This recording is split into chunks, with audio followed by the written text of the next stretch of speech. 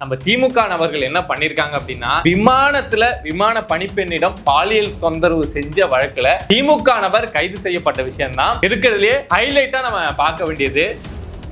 எத்தனை sexual harassment கேஸ்ல மாட்டிட்டு இருக்காங்க அப்படின்னு உங்களுக்கு தெரியும். 1-2 கிடையாது. நம்ம லிஸ்ட் எடுத்தோம் அப்படின்னா இவங்க கவுன்சிலர்களே 2021ல இருந்து இப்ப வரைக்கும் பல பேர் வந்து போக்சோ வழக்குல கைது செய்யப்பட்டிருக்காங்க. திமுக எலெக்ஷன் டைம் நாம இதை ஏதாவது நடவடிக்கை எடுக்க போனோம்னா அங்க இருக்கக்கூடிய நிர்வாகிகள் எல்லாம் கோச்சிப்பாங்க. அந்த ஏரியாவில் நமக்கு ஓட்டு வராம போயிடும் அப்படின்னு சொல்லிட்டு ரொம்ப அமைதியா இருக்கு. தமிழ்நாட்டில் இந்த நடக்கக்கூடிய குற்ற சம்பவங்கள், குறிப்பா சிறுமிகளுக்கு எதிராக நடக்கக்கூடிய இந்த செக்ஷுவல் ஹராஸ்மெண்ட் இருக்குல்ல, சோ இதுல 99% சம்பவம் எதை மாதிரியான நேரத்தில் நடக்குது அப்படின்னா ஆப்போசிட்ல இருக்கக்கூடிய போதையில இருக்கான். இவங்க கட்சியில இருக்கக்கூடியவங்க கவுன்சிலரா சமூகத்துல ஒரு இடத்துல இருக்கக்கூடிய இவங்க ஆளுங்களே போதையை போட்டுக்கிட்டு போயிட்டு இந்த சம்பவத்தை செஞ்சிருக்கான் அப்படின்னா இதுக்கு திமுக நடவடிக்கை எடுக்கணுமா வேணாமா? ஒரு நல்ல ஆட்சியை தமிழ்நாட்டில் கொண்டு வரணும். அதை திமுகவை நீங்க ஆட்சியில வச்சுக்கிட்டு தமிழ்நாட்டில் போதைப் பொருளை கட்டுப்படுத்தணும் அப்படின்னு நினைக்கிறது வந்து அதை விட ஒரு முட்டாள்தனம் கிடையாது. அதிமுக ஆட்சி கூட இப்போ திமுக கம்பேர் பண்ணி பாக்குறப்போ குற்ற சம்பவங்கள் ரொம்ப அதிகமா இருக்கு.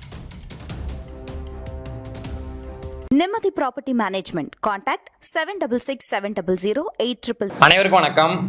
தமிழ்நாட்டில் பாலியல் வன்கொடுமை அப்படிங்கிறது எந்த அளவுக்கு இப்போ ரீசன்ட் டைம்ஸ் அதிகமாக இருக்கு அப்படின்னு நான் சொல்லி உங்களுக்கு தெரிய தேவையில்ல. எல்லா இடங்கள்லையும் இந்த இடத்த பாலியல் வன்கொடுமையே இல்லைப்பா, போயிட்டு மாணவிகள் வந்து பத்திரமா போயிட்டு பத்திரமா வராங்க, சிறுமிகள் போயிட்டு பத்திரமா வராங்க அப்படின்னு சொல்றதுக்கு ஒரு இடம் கூட கிடையாது. காலேஜ் சொல்லலாமா? சொல்ல முடியாது. கோவில சொல்லலாமா? சொல்ல முடியாது. அங்கேயும் பண்றானுங்க. ஸ்கூல்ல சொல்லலாமா அப்படின்னா அதையும் சொல்ல முடியாது. இல்லை பஸ்ல போறப்ப பாதுகாப்பா இருக்கும்பா அப்படின்னா அங்கேயும் பாலியல் தொந்தரவு துன்புறுத்தல் அப்படிங்கிறது நடக்குது. சரி, ட்ரெயின் அப்படின்னா ட்ரெயின்லயும் நடக்குது. சரி, இப்படிதான் தமிழ்நாட்டில் நடந்துட்டு இருக்கு. தமிழ்நாட்டில் எங்க பார்த்தாலும் இத மாதிரியான பிரச்சனை போயிட்டு இருக்கு அப்படின்னு பார்த்தா நம்ம திமுக நபர்கள் என்ன பண்ணிருக்காங்க அப்படின்னா, இங்க தமிழ்நாட்டுல இத மாதிரி தானே நடக்குது, நாங்க எங்களுடைய வித்தையை வந்து வேற மாதிரி காட்டுறோம் அப்படின்னு சொல்லிட்டு விமான பணிப்பெண்ணிடம் பாலியல் தொந்தரவு செஞ்ச வழக்குல திமுக நபர் கைது செய்யப்பட்ட விஷயம்தான் இருக்கிறதுலயே ஹைலைட்டா நம்ம பார்க்க வேண்டியது. ஏன்னா திமுக நபர்கள் ஆல்ரெடி இங்க எதை மாதிரியான எத்தனை செக்ஷுவல் ஹராஸ்மெண்ட் கேஸ்ல மாட்டிட்டு இருக்காங்க அப்படின்னு உங்களுக்கு தெரியும். 1-2 கிடையாது. நம்ம லிஸ்ட் எடுத்தோம் அப்படின்னா இவங்க கவுன்சிலர்களே 2021ல இருந்து இப்ப வரைக்கும் பல பேர் வந்து போக்சோ வழக்குல கைது செய்யப்பட்டிருக்காங்க.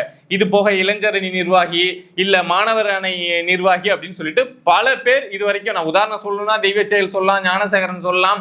இப்ப நம்ம ராஜீவ்காந்தி வேற மாட்டிக்கிட்டு 35 பேருக்கு வந்து இத மாதிரி ஹராஸ்மெண்ட் பண்ணியிருக்காரு அப்படின்னு அவர் மேல அந்த குற்றச்சாட்டு அப்படிங்கிறது போயிட்டு இருக்கு. இத மாதிரி நிறைய பேர் இருக்காங்க. விழுப்புரத்துல ஒரு கவுன்சிலர் வந்து கைது செய்யப்பட்டாரு. அப்புறம் கடலூர்ல நினைக்கிறேன் அங்க ஒரு கவுன்சிலர் வந்து போக்சோ வழக்குல கைது செய்யப்பட்டாரு. இது எல்லாமே திமுக நபர்கள். சோ இவ்வளவு பேரு இங்க பண்ணிட்டு இருக்காங்க அப்படின்னு நம்ம பார்த்து தெரிஞ்சிட்டு இருக்க டைம்ல தான் திருவள்ளூர் அங்க அந்த பகுதியை சேர்ந்த நகராட்சி கவுன்சிலர் பிரபாகரன் அப்படிங்கிற நபர் வந்து விமானத்துல டிராவல் பண்ணி போயிருக்காரு. போறப்பவே இங்க கிடைக்கக்கூடிய வீரன் எடுத்துட்டு போனாரா இல்ல வேற ஏதாவது வாங்கி குடிச்சிட்டு போனாரான்னு தெரியல. விமானத்துல போறப்போ விமானத்துல நீங்க என்னதான் போதையா இருந்தாலும் என்னதான் இருந்தாலும் ஒரு போறோம்னா அங்க இருக்கக்கூடிய நபர்கள்லாம் பாக்குறப்ப கொஞ்சம் ஜெனியூனா அப்படி இருக்கணும்னு தானே தோணும். ஆனா அங்க போயிட்டோம் குடிச்சிட்டு கூட இன்னொரு நபரை சேர்த்துக்கிட்டு அங்க இருக்கக்கூடிய பணிப்பெண்ணிடம் இவங்க வந்து பாலியல் தொந்தரவு பண்றாங்க, பாலியல் அச்சுறுத்தல் பண்றாங்க அப்படின்னா இவங்களுடைய மனநிலை என்னவா இருக்கும் அப்படின்னு யோசிச்சு பாருங்க. இந்த சம்பவம் நடந்தது பிப்ரவரி 25ஆம் தேதி. பட் இது வெளியில தெரியவே இல்லை. ஏன்னா திமுக காரங்க எதா இருந்தாலும் பேசி சமாளிச்சிடலாம். அந்த பெண் இது மாதிரி குற்றச்சாட்டு வைக்குதா, சரி பேசி சமாளிச்சிரும், ஏதாவது காசை கொடுத்து சமாளிச்சிடலாம் அப்படின்னு பார்ப்பாங்கல்ல. அதே மாதிரி முயற்சி எல்லாம் பண்ணியிருக்காங்க. பட் அந்த பெண் வந்து ஸ்ட்ராங்கா நின்றுருக்காங்க. இவன் என்னங்க நான் ஃபிளைட்ல வந்து ஏர் ஹோஸ்டா வேலை பார்க்கறேன், எனக்கே வந்து இவன் இந்த மாதிரி ஹராஸ்மெண்ட் கொடுக்குறான், இவனெல்லாம் வெளியில விட்டீங்க அப்படின்னா இவன் தெருவில் ஆள் இருக்க முடியாது, பெண்கள் இருக்க முடியாது, சிறுமிகள் இருக்க முடியாது அப்படின்னு சொல்லிட்டு அந்த பெண் வந்து ரொம்ப ஸ்ட்ராங்கா வந்து கம்ப்ளைண்ட் கொடுத்ததுனால வேற வழியே இல்லாம பேச்சுவார்த்தை பல கட்ட பேச்சுவார்த்தை நடத்திருக்காங்க. பட் வேற வழியே இல்லாம மார்ச் 2ஆம் தேதி அந்த நபரை வந்து கைது பண்ணி இப்ப ஜெயில அடைச்சிருக்காங்க. பட் என்ன அப்படின்னா திமுக இதுக்கு ஒரு நடவடிக்கை எடுக்கணும்ல. உங்க கட்சியில ஒரு கவுன்சிலரா இருக்கான், தமிழ்நாட்டுடைய மானம் இந்திய அளவுல போற அளவுக்கு, ஏன்னா சென்னையில இருந்து டெல்லி போற பிளைட்ல தான் இந்த சம்பவத்தை அவன் பண்ணியிருக்கான். இந்திய அளவுல தமிழ்நாட்டுடைய மானம் போற அளவுக்கு இவன் பண்ணியிருக்கான் அப்படின்னா திமுக தரப்புல இருந்து ஏதாவது ஒரு நடவடிக்கை, அவனை வந்து கவுன்சிலர் பதவியில இருந்து தூக்குறான், இனிமே திமுகவுல அவனுக்கு வேலையே கிடையாது அப்படின்னு ஏதாவது ஒரு நடவடிக்கை எடுக்கணும்ல. ஆனா திமுக எலெக்ஷன் டைம் நாம இதை ஏதாவது நடவடிக்கை எடுக்க போனோம்னா அங்க இருக்கக்கூடிய நிர்வாகிகள் எல்லாம் கோச்சிப்பாங்க, அவனுக்கு கீழே வேலை செய்யக்கூடிய 10 பேர் கோச்சிப்பாங்க, அந்த ஏரியாவில் நமக்கு ஓட்டு வராம போயிடும் அப்படின்னு சொல்லிட்டு ரொம்ப அமைதியா இருக்கு. நீங்க யோசிச்சு பாருங்களேன், இது எவ்வளவு பெரிய அசிங்கமான சம்பவம் அப்படின்னா, நான் சொல்றதை யோசிச்சு பாத்தீங்கன்னா தெரியும். நாம இப்ப ஒரு செய்தி கேள்விப்படுறோம், பீகார்ல ஒரு சம்பவம். பீகார்ல இருக்கக்கூடிய ஒரு ஆளும் கட்சியில இருக்கக்கூடிய ஒரு கவுன்சிலர் வந்து பிளைட்ல போறப்போ அங்க இருக்கக்கூடிய ஏர் ஹோஸ்டர்ஸ்க்கு வந்து இத மாதிரி பாலியல் துன்புறுத்தல் பண்ணிட்டாரு, இத மாதிரி அத்துமீறி நடந்துகிட்டாரு அப்படின்னு ஒரு செய்தி கேள்விப்படுறோம் அப்படின்னா, அவரு மேல அந்த பீகார்ல இருக்கக்கூடிய அந்த கட்சி அந்த நடவடிக்கையை எடுக்கல அப்படின்னா நாம அந்த கட்சியை எவ்வளவு கேவலமா பார்ப்போம், அந்த கட்சியில இருக்கக்கூடியவங்களை எவ்வளவு கேவலமா எவ்வளவு மட்டமா பார்ப்போம், எவ்வளவு அசிங்கமா இங்க பேசுவோம், அப்படிதானே செய்வோம். அதே விஷயம் தான் இப்ப தமிழ்நாட்டில் நடந்திருக்கு அப்படின்னா இந்திய அளவுல இருக்கக்கூடியவங்க எல்லாம் எப்படி பார்ப்பாங்க இந்த சம்பவத்தை? திமுக நபர் செஞ்ச இந்த சம்பவத்தை எந்த அளவுக்கு பார்ப்பாங்க? இதுவே திமுக ஒரு நடவடிக்கை எடுத்துடுச்சு உடனடியா, இத மாதிரி கட்சிக்காரனா இருந்தாலும் சரி கவுன்சிலரா இருந்தாலும் சரி யோசிக்காம திமுக நடவடிக்கை எடுத்துடுச்சு அப்படின்னா பரவாயில்லப்பா, அங்க கட்சிக்காரனா இருந்தாலும் திமுக உடனடியா நடவடிக்கை எடுக்கிறாங்க, அதுவும் இத மாதிரி செக்ஷுவல் ஹராஸ்மெண்ட் கேஸ்ல எல்லாம் ரொம்ப முக்கியமா அவங்க வந்து நடவடிக்கை எடுக்கிறாங்க அப்படிங்கிற மாதிரி ஒரு விஷயம் பரவுச்சுன்னா அது திமுகவுக்கு ஒரு பாசிட்டிவா போகும். ஆனா இவங்க பரவக்கூடிய விஷயங்கள் எல்லாமே தொடர்ச்சியா திமுக காரங்க வந்து எங்க இருந்தாலும் விட மாட்டாங்கப்பா. நீங்க பஸ்ல போங்க, ஸ்கூல்ல போங்க, காலேஜ்ல இருங்க, ட்ரெயின்ல போங்க, இல்ல நீங்க பிளைட்ல போங்க, இல்ல பிளைட்லயே வேலை கூட பாருங்க, அங்க கூட திமுக காரங்க வந்தாங்கன்னா இத மாதிரி தான் செய்வாங்க அப்படிங்கிற ஒரு எண்ணத்தை தான் இந்த விஷயம் வந்து பரப்பி விடுது. அதே மாதிரி இன்னொரு விஷயம் என்ன அப்படின்னா, தமிழ்நாட்டுல இந்த நடக்கக்கூடிய குற்ற சம்பவங்கள், குறிப்பா சிறுமிகளுக்கு எதிராக நடக்கக்கூடிய இந்த செக்ஷுவல் ஹராஸ்மெண்ட் இருக்குல்ல, சோ இதுல 99% சம்பவம் எதை மாதிரியான நேரத்துல நடக்குது அப்படின்னா ஆப்போசிட்ல இருக்கக்கூடிய போதையில இருக்கான், அவன் வந்து தன்னை மீறின போதையில இருக்கான். இந்த வீரன் இதெல்லாம் ஒரு போதை தான், லிக்விட். பட் அதை தாண்டி நிறைய கஞ்சா நிறைய விஷயங்கள் சொல்றாங்கல்ல, இந்த ஸ்டாம்ப்லாம் சொல்றாங்க, நிறைய சொல்றாங்கல்ல. சோ அத மாதிரியான போதைகளை போட்டுக்கிட்டு தான் இந்த சம்பவத்தை எல்லாத்தையுமே செஞ்சுட்டு இருக்கான் அப்படிங்கிறது எல்லாரும் வைக்கக்கூடிய குற்றச்சாட்டு. எந்த சமூகத்துல போதைப் பொருள் அதிகமா இருக்கும் அந்த சமூகத்துல குற்ற சம்பவங்கள் அதிகமா இருக்கும், பெண்களுக்கு எதிரான வன்முறைகள் அதிகமா இருக்கும், பெண்களுக்கு பாதுகாப்பு இருக்காது அப்படிங்கிறது உலகமே அறிஞ்ச விஷயம். சோ தமிழ்நாட்டுல போதைப் பொருள் அப்படிங்கிறது அதிகமா இருக்கு, அதனால தமிழ்நாடு மோசமா இருக்கு அப்படிங்கிறது நம்ம அறிஞ்ச விஷயம்.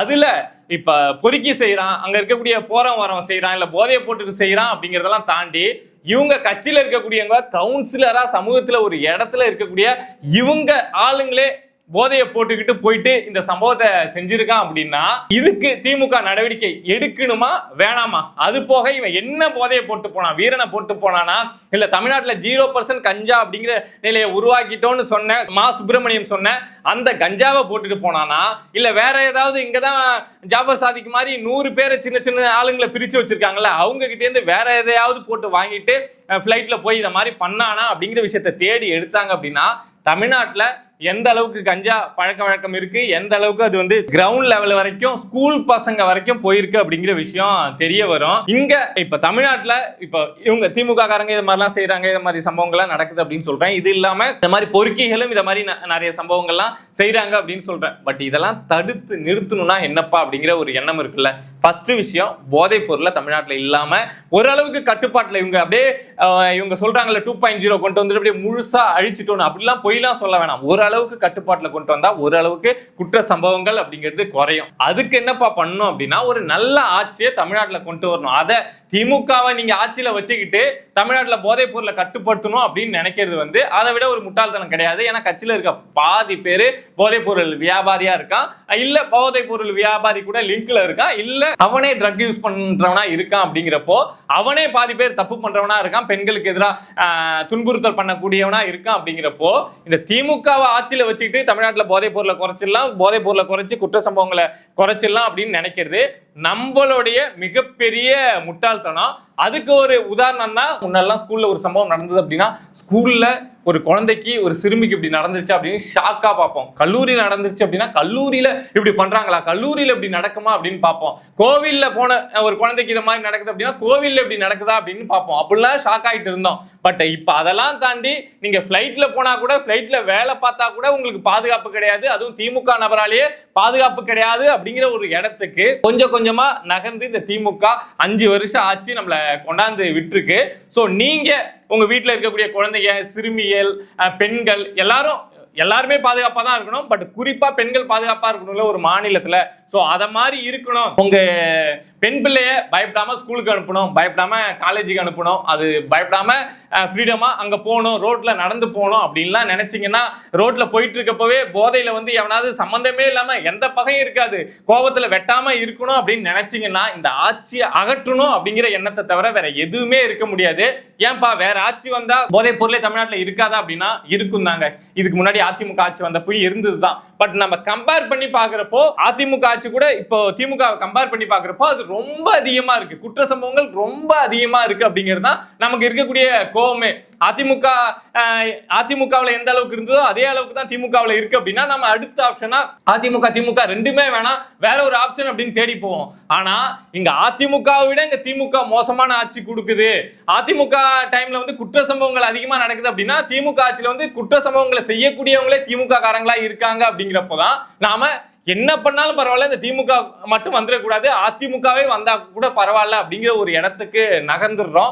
சோ நாம இறுதியா ஒரே ஒரு விஷயம் என்ன அப்படின்னா, நாம நம்ம வீட்டு பெண் பிள்ளைகள் பத்திரமா இருக்கணும், அவங்க ஃபிளைட்ல போனாலும் பத்திரமா இருக்கணும், ஸ்கூலுக்கு போனாலும் பத்திரமா இருக்கணும், காலேஜ்ல சேர்த்து ஹாஸ்டல்ல விட்டுட்டு வரோம்னாலும் பத்திரமா இருக்கணும், வேலைக்கு போறாங்க அப்படின்னா அவங்க பத்திரமா பாதுகாப்பா வேலைக்கு போயிட்டு வரணும் அப்படின்லாம் நினைச்சீங்க அப்படின்னா மத்த இஷ்யூ மத்த குற்ற சம்பவங்கள் எல்லாத்தையுமே விட்டுருங்க.